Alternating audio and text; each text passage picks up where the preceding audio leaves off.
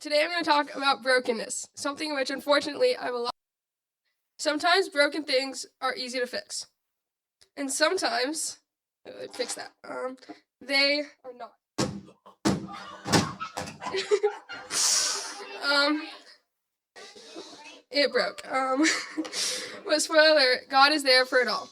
In May of 2020, during COVID, when I was 8, I was riding my bike in circles by the picnic tables inside the gate where we eat lunch, while my mom was cleaning up our classroom. I turned too sharply and I fell off my bike, and my bike landed on top of my leg. I started screaming and crying, and my sister ran over to see if I was okay. My dad slowly walked over, and once he saw it was me crying, and then walked away. My sister Holly helped me move to the picnic tables, and I waited there for the 8-year-old equivalent of an hour, so like 10 minutes. Finally, when my parents pulled up in our minivan, I hobbled over and got in. For the rest of the day, I just sat on the couch. I had leather couches, and it hurt so much to have to pull my leg off of the couch. My siblings laughed at me, and my parents just rolled their eyes. Eventually, 2 days later, my parents finally thought that maybe something might be wrong. So my mom took me to the hospital to get an x-ray. The x-ray came back and showed that I had broken my leg.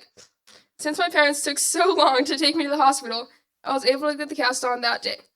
This was right at the beginning of summer, and my broken leg, besides hurting, made it so I had to stay inside while everybody else swam and had fun outside. People were having fun, and I was in a part of it. My brokenness wasn't fun, but 2 months later, my bones were healed, I got my cast off, and I was back to normal. In Luke 15 is the story of the prodigal son. He was broken in a different way. Probably all heard this story, but I'm going to summarize it anyway. There's a man with 2 sons, and one day, one of his sons comes over and asks for his inheritance. The father gives him the money, and the son leaves and has a great time, but eventually wastes all of it. After he wastes all his riches, a famine hits, and the son is like, things can't get worse from here. I'm literally living with pigs. So I'm going to go home and ask my father for a job. This was a big deal to the son because he knew he had sinned, he knew he messed up, he knew he was broken, and he knew his father would not want him as a son. But when the son was still far from home, his father saw him and ran out to him, and even hosted a party in his honor. He was forgiven and accepted back, and they were instantly reconciled. When we mess up, we may think we're separated from God's love, but he meets us in our brokenness. It was not a random chance that the son's father saw him walking that day. The father had been waiting for his son to return every day since he left. God does the same for us. He doesn't leave us in our brokenness, and is always ready to redeem us. Back to my story. In December of 6th grade, I went to a trampoline park because my cousin was visiting. I wasn't even doing anything cool. I was literally just walking off the mat to go home when I tripped. I landed perfectly wrong, and I'm pretty sure I heard a crack. My brother saw me and did what any good sibling would do. He laughed and kept walking.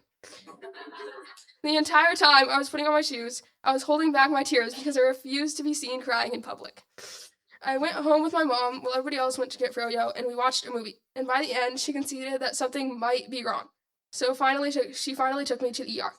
They took an x-ray, and apparently I had landed on just the right spot to break both the bones in my elbow. We assumed everything would heal well like last time, but a few months later, after I got the cast off, I still could not fully extend my arm. So I went to a bunch of doctors and physical therapy, but it didn't work. So after more doctors, we decided to do a surgery, where they re-broke my arm and put a metal plate in.